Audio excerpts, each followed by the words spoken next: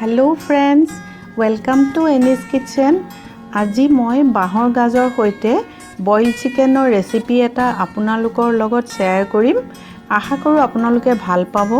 তাৰ কাৰণে এয়া মই আধা কেজি চিকেন লৈছোঁ। এইখিনি সৰু সৰুকৈ কাটি লৈছোঁ। চিকেনখিনি বনাবলৈ এয়া মই পিঁয়াজ দুটা গ্ৰেট কৰি লৈছোঁ।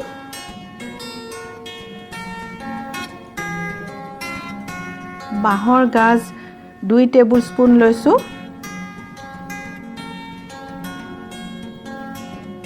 জলকীয়া 3টা লৈছোঁ আৰু এয়া ভোট জলকীয়া মই অকণমানহে দিম সোৱাদৰ কাৰণে। জলকীয়া কম বেছি নিজৰ হিচাপত দিব। এয়া জালুকৰ গুড়া 1 টিস্পুন,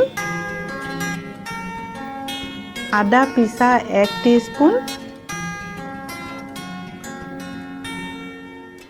চাউলৰ গুড়ি 3 টিস্পুন। চাউলৰ গুড়ি তৰকাৰীখন পনীয়া নহবৰ কাৰণে মই ব্যৱহাৰ কৰিম।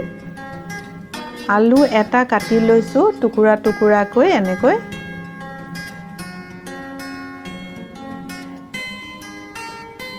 এয়া বগা তুলসী, ইংলিছত বেজিল বুলি কয়। তুলসীৰ গোন্ধটো বৰ ধুনীয়া।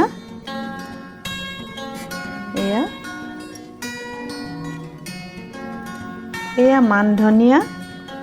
ইবিধ ধনিয়া ঘৰত নাই, বজাৰতো ওলোৱা নাই, সেয়ে মই মান ধনিয়া ব্যৱহাৰ কৰিছোঁ।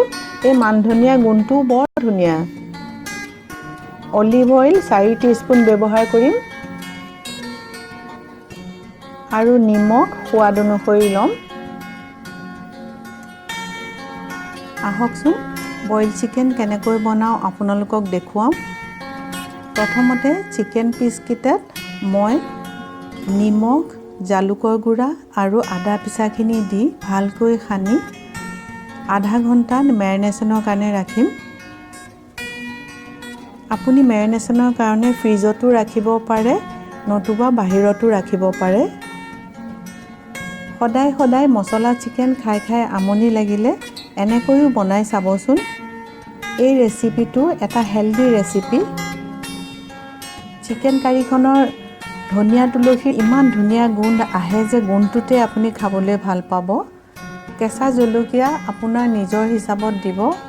এয়া মেৰিনেট কৰা হ'ল। মই এতিয়া ঢাকি থ'ম আধা ঘণ্টাৰ কাৰণে।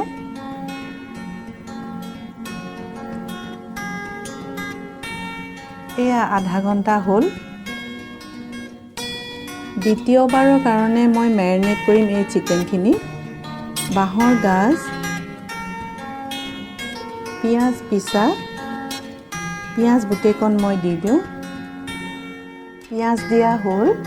জলকীয়া কেইটাও মই স্লিট কৰি দিওঁ আৰু শেষত মই অলিভ অইল দি আকৌ এবাৰ সানি ল'ম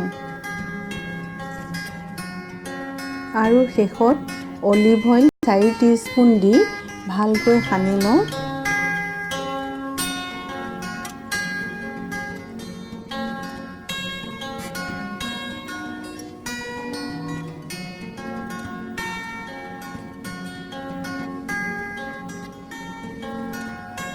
অলিভ অইলখিনি দি চিকেনৰ লগত ভালকৈ সানিব লাগে এনেকৈ।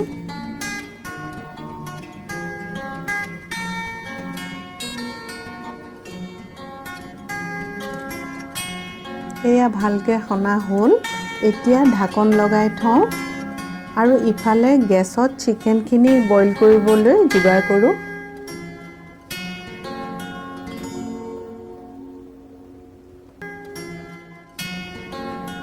গেছ অন কৰিলোঁ। এটা পেনত 2 গিলাচ পানী এয়া দিলোঁ।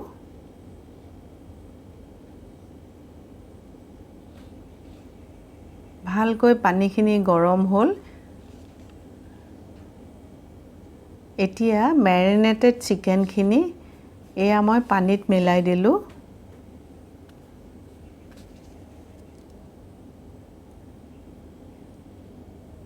গোটেইখিনি মই দিলোঁ।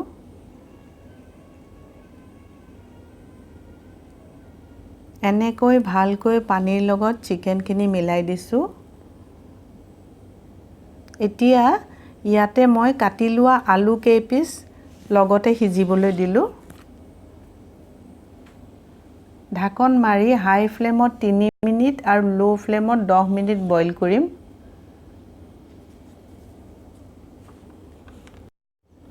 এতিয়া 10 মিনিট হ'ল আৰু অলপ লৰাই চৰাই দিওঁ।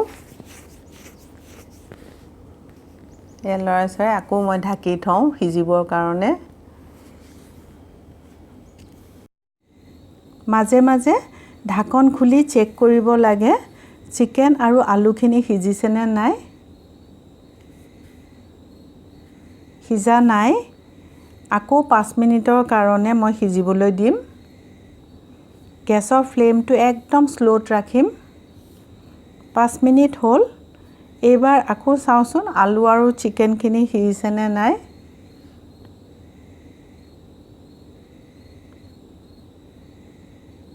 এই আলু ধুনীয়াকৈ সিজি গৈছে।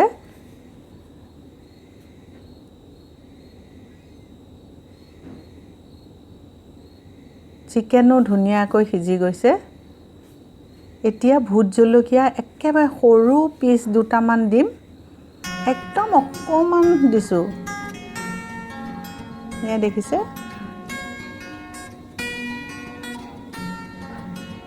আৰু এপিচ সৰু দি দিওঁ।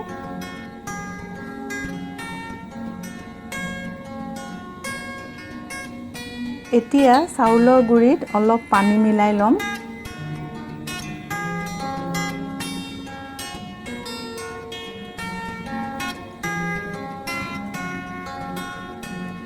পানী আৰু চাউলৰ গুড়িখিনি ভালকৈ ফেটি ল'ম।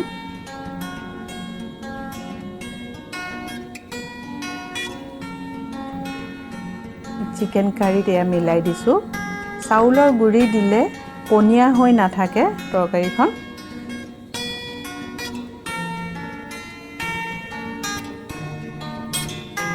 এতিয়া তুলসী পাতকেইটা মই এনেকৈ হাতেৰে ছিঙি ছিঙি দিছোঁ।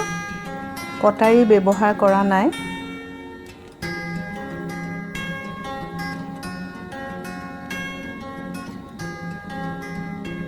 এতিয়া মান ধনিয়া কেইটাও মই ছিঙি ছিঙি দিওঁ।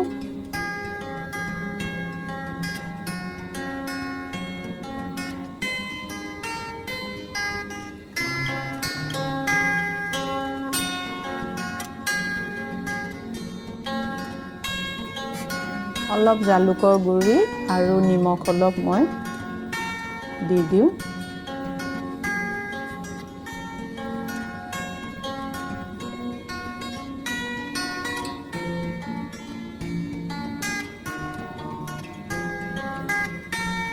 এয়া বইল চিকেন ৰেডি হ'ল।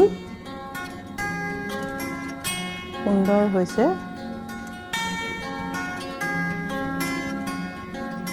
এতিয়া মই গৰমে গৰমে পৰিৱেশন কৰোঁ। তুলসী আৰু মান ধনিয়া আৰু ভোট জলকীয়া দি পেলাই মই সজাই দিম। এয়া মই মান ধনিয়া, তুলসী আৰু ভোট জলকীয়া দি বইল চিকেনখিনি সজালোঁ। যদি মোৰ এই ৰেচিপিটো ভাল পাইছে তেতিয়াহ'লে কমেণ্ট কৰিব কমেণ্ট ছেকশ্যনত। আৰু প্লিজ লাইক কৰিব, শ্বেয়াৰ কৰিব আপোনাৰ পৰিয়ালৰ সদস্য আৰু বন্ধুৰ লগত আৰু ছাবস্ক্ৰাইব কৰিব। আজিলৈ আহোঁ। টেক কেয়াৰ, বাই বাই।